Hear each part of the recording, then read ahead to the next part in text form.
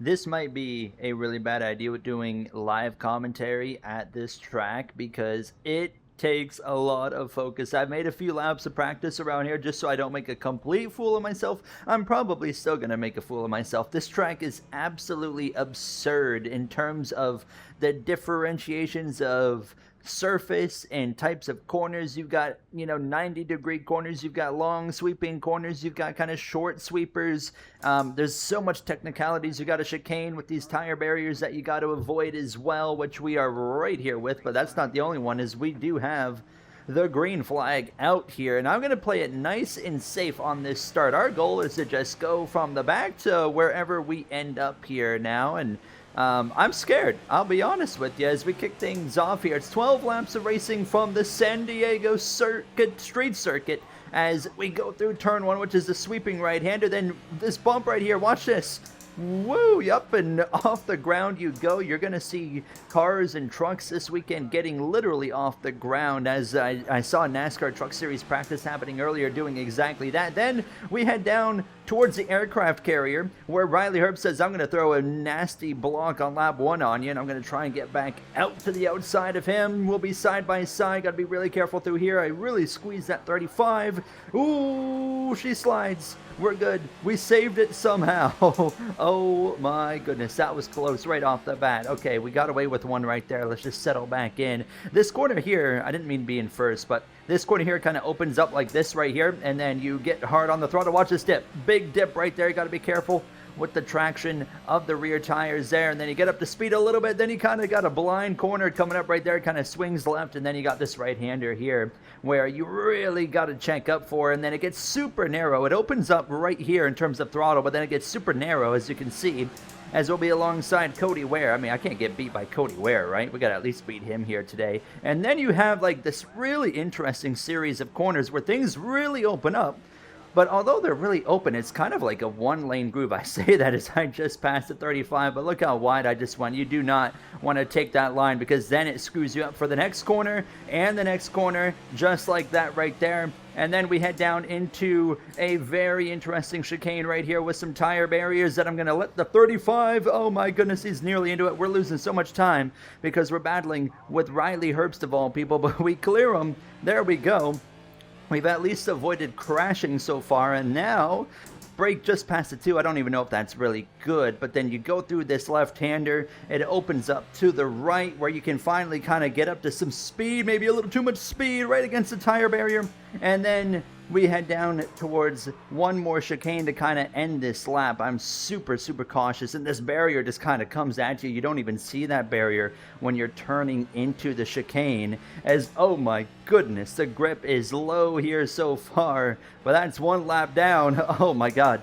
We got to do that 11 more times. In real life, they got to do this 75 times. I commend the drivers, man. They're absolutely insane. This is going to be one heck of a challenging weekend for them, and I tell you what, I am so excited to actually watch this race take place. Oh my goodness, bit of a tank slapper. We are closing in. We're making some time here now. It's just all about making up as much time as we can without making any real mistakes, and so far, I mean, we made a couple mistakes on that opening lap, of course, but that's kind of expected now, as we're making some hay here. We might actually get up there by the end of this lap. Here's that bump. Woo! Oh my goodness, staying full throttle is actually like kind of scary through there. And then again through this blind left-hander, I slow down maybe a little bit too early, but I'd rather be kind of cautious right now and make sure we're keeping this car in one piece, especially when I see I'm still closing in on some of these guys. Makes me feel pretty good about myself. We got some side-by-side up here between the two Spire boys of Suarez and McDowell, who we kind of expect to see perform better on road courses, and I'm sure they will both perform a lot better than where they're running right now this weekend as we head down into the left-hander. It's so easy for me to forget where I am on the track. I'm like, okay, what corner's coming up? I don't really remember. That's tight. Sorry, Daniel, you probably didn't really expect that move. That's fair. I would have crowded me too with a move like that, but we do get the job done just about. He's going to fight back on my right side. I'm going to kind of use him up just a little bit. He's not going to make it easy. Suarez, someone's got to lift. Thank goodness it's you, because I didn't really plan on lifting right there. Job done, but obviously he's not going to be a big fan of how that went right there as we go through this chicane again. Oh, that is so much fun. The track, I got to say, I absolutely love the technicalities of it. It's just an absolute blast to try and manhandle a NASCAR Cup Series car around this circuit.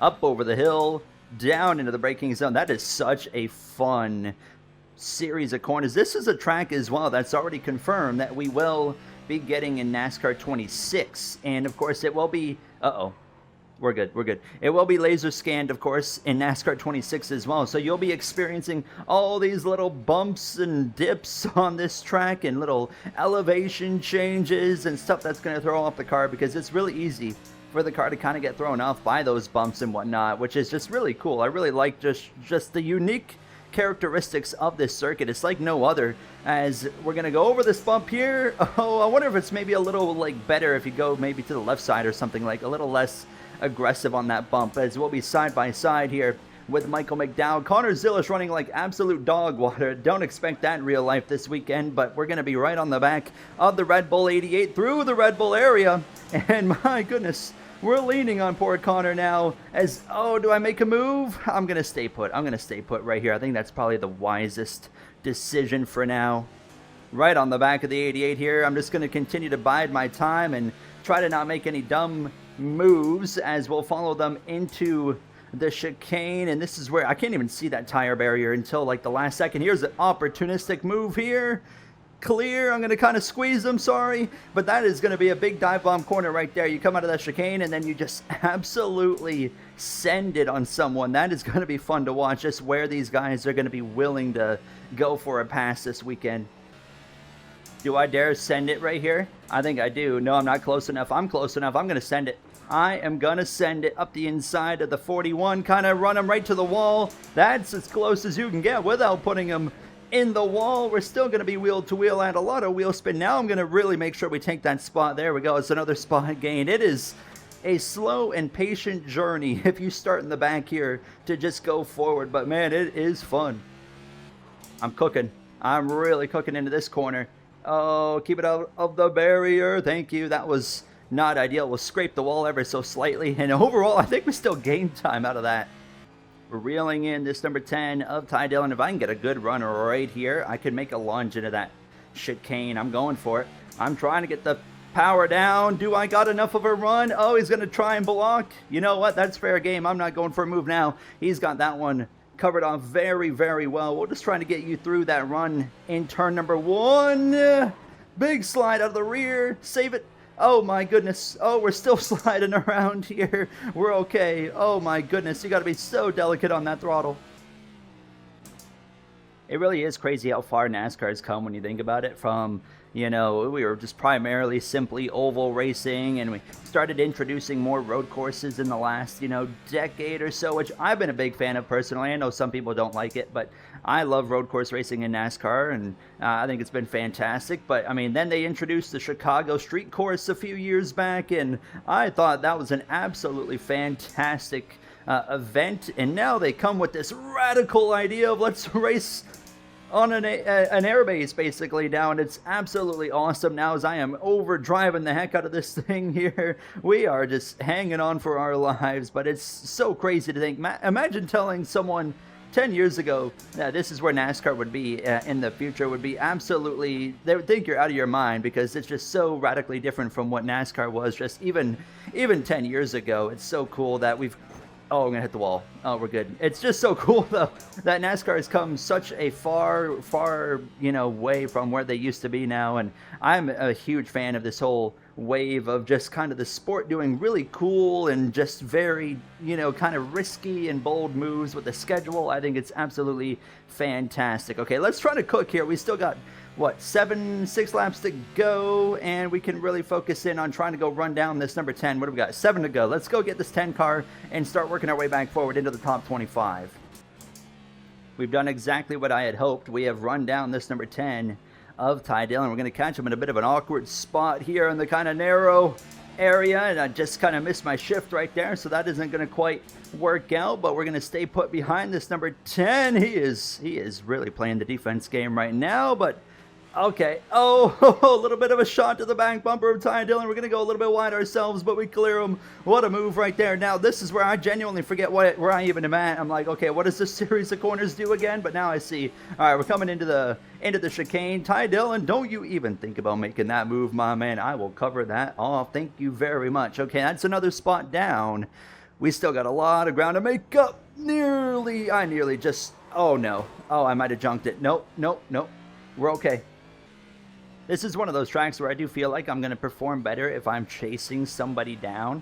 Where, like, if I'm in front, I feel like I'm just going to be prone to screwing up all the time, you know? Like, as soon as I pass Ty Dillon, for example, I just, like, make a mistake. Now, we're both kind of reeling in these guys in front. If I can get past this 10, I'm confident I can go get these guys now because they're more in my vision. I'm just being so careful on the throttle to make sure I don't make those mistakes that I made earlier. Right to the back of the 10. Had to lift there big time.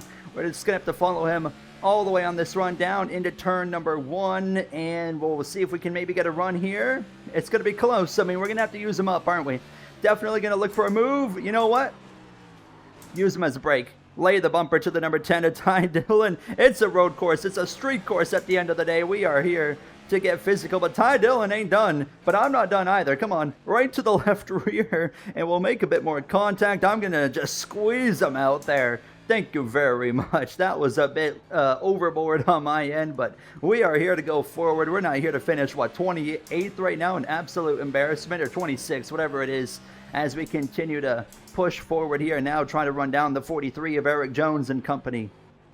I'm reeling them in. I like what I'm seeing up here. Now there's just a 3-car group as I feel like I'm starting to get a bit more into a comfortable kind of groove with this car and this track. I'm going to go a little bit awkward through there, but that's all good. We'll head down into the chicane and just continue to kind of reel these guys in right here. Get as close as you can to those barriers. That's kind of the key, right? To make the time, you just kind of want to get as close as you can to these barriers and these walls and these apexes and whatnot, and you're just going to make little bits of time, and that's probably why Shane Van Gisbergen is going to absolutely dominate this weekend, is because it's so technical. Like, look how close you want to get to this stuff right there, and it's just going to be which drivers are the bravest. I might be a little bit too brave right there. Nope, we're going to get it slowed up, but I mean, SVG is going to dominate because, you know, other drivers are going to, of course, get close to those barriers, but they're not going to get as close as SVG is going to, and if they do,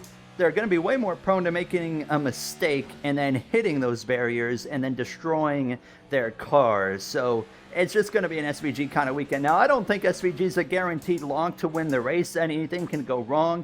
I genuinely think he could make a mistake and hit a barrier and destroy his car. But, I mean, someone could make a mistake and take him out. He could have a mechanical issue. You just never know. But I don't look at SVG as a lock by any means for this weekend. But if nothing goes wrong, for the 97, then I'm like, okay, yeah, he's definitely a lock.